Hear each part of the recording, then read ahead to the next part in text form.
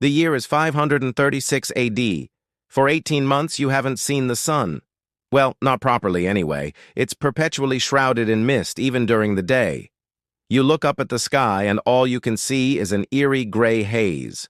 Your crops are withering. You are starving.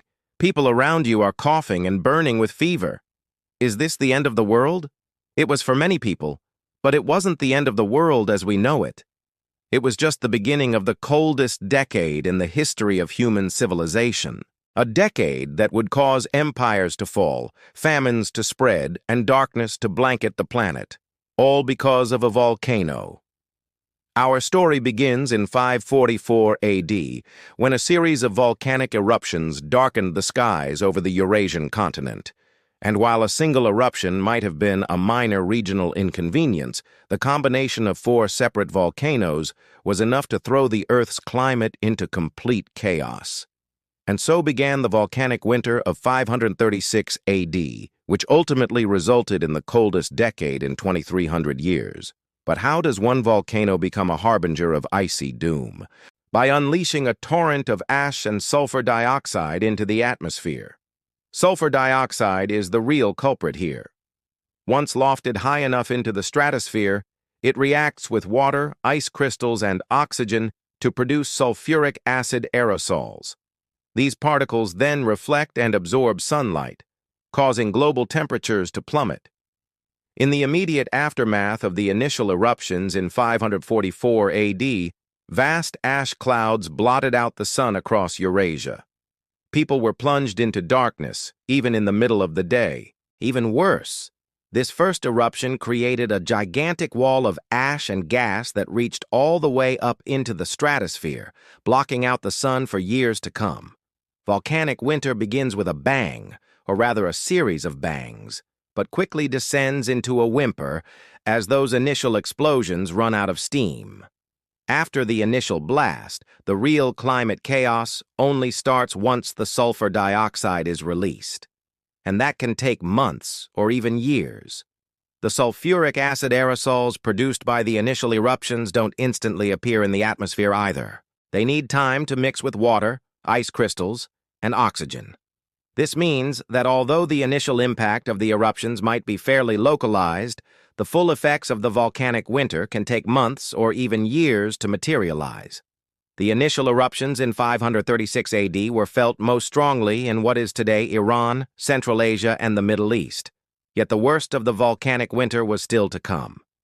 In 544 AD, 2 more volcanoes erupted in what is today Alaska.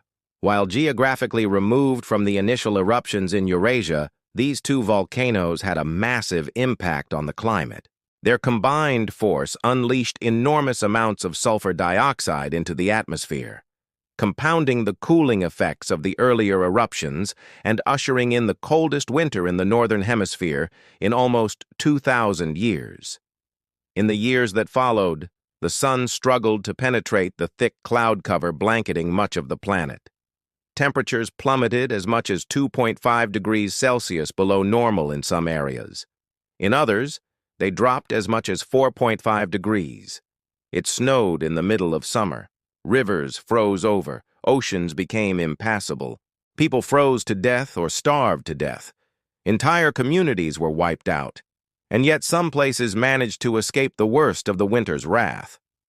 During the winter of 536, temperatures in Greenland actually rose above normal, thanks to the eruption of a volcano in Iceland. That may sound like a blessing, but it was anything but. Those increased temperatures coincided with a failure of the Norse colonists' grain imports from Europe. The result was a devastating famine that caused the complete collapse of Greenland's Norse settlements. In the years that followed, the rest of the world got a taste of this strange new ice age. In China, the winter of 537 was the coldest on record. Across Europe, crops failed and famines ensued. People fled their homes in search of food. Others died where they stood. Whole villages perished in a single night. Cities were abandoned.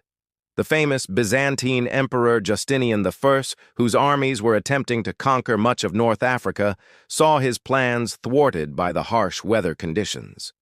Retreating soldiers found that the cold made their armor unbearably heavy. Attacks became impossible. And so the emperor was forced to make peace with the people he had been trying to conquer for years. Even more remarkably, the volcanic winter of 536 played a role in shaping the future of North America. For centuries before Columbus set sail, the Vikings had established a small settlement on the island of Newfoundland, the first European settlement in the New World. But by the time Columbus arrived, the settlement was abandoned. The volcanic winter of 536 is thought to be one of the main reasons why. See, the Vikings depended on trade with Europe for food, but with the onset of the volcanic winter, trade became too dangerous and the settlement was abandoned. For people living in the Northern Hemisphere during the 500s, this perpetual twilight may have seemed like the end of the world, but things didn't get bad for everyone. In fact, in some parts of the world, the volcanic winter of 536 was the start of a mini ice age. As the Northern Hemisphere froze, the Southern Hemisphere experienced unseasonably warm temperatures. These sudden changes in temperature triggered massive die-offs of plants and animals across the globe. But some species thrived in the new conditions. Mammals in particular benefited from the colder temperatures. Many large predatory mammals made a comeback after centuries in hiding. Bears, wolves, wild dogs, and big cats all saw population increases as smaller animals froze to death. In Siberia, woolly mammoths and woolly rhinoceroses emerged from the icy wastes to prey upon the vast herds of frozen reindeer and wild horses. Woolly mammoths and woolly rhinos had been relics of the last ice age, clinging to life in small numbers in Siberia and northern Canada. But their populations had dwindled to near zero by the 5th century. With the onset of the volcanic winter, both species experienced a dramatic resurgence. But if the perpetual twilight was such a disaster for humanity, why did it help our furry friends? Simple, we were hunting them. Over the past few centuries, humans had hunted woolly mammoths and woolly rhinos to near extinction. But with the onset of the volcanic winter, humans found themselves too busy surviving to do much hunting. As a result, many of the large mammals that had gone into hiding during the preceding centuries emerged from their refuges to find that for once, humans weren't there to hunt them. This reprieve allowed many species to rebound, but it was only temporary. As the skies cleared and the sun returned, humans wasted no time resuming their old habits. Within a few decades, most of these creatures were hunted back to extinction. Yet despite its devastating impact on human civilization, the volcanic winter of 536 was actually a boon for our planet. See, the cooler temperatures ushered in an era of environmental stability that lasted for almost 2 centuries. The Northern Hemisphere enjoyed cooler summers and milder winters, which led to more predictable growing seasons and less severe famines. In Europe, this period of stability helped kickstart the continent's medieval warm period, which lasted until about 1300. But while the volcanic winter of 536 might have brought humanity to its knees, it was nothing compared to what was to come. The eruption of Mount Tambora in 1815 is the deadliest eruption in recorded human history. Its force was 5 times greater than that of the 4 volcanoes that triggered the volcanic winter of 536. When Mount Tambora erupted, it sent 160 cubic kilometers of ash, rock, and gas into the atmosphere. To put that number into perspective, that's the equivalent of 21 million Olympic swimming pools.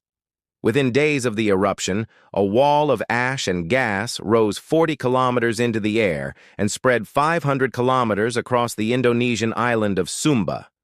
Hot flows of gas and ash swept across the island, leveling forests and incinerating villages. But the truly deadly effects of the eruption only started once the sulfur dioxide began to take effect. In the immediate aftermath of the eruption, tens of thousands of people were killed by falling debris, pyroclastic flows, and tsunamis. But with the onset of the volcanic winter that followed, millions more perished.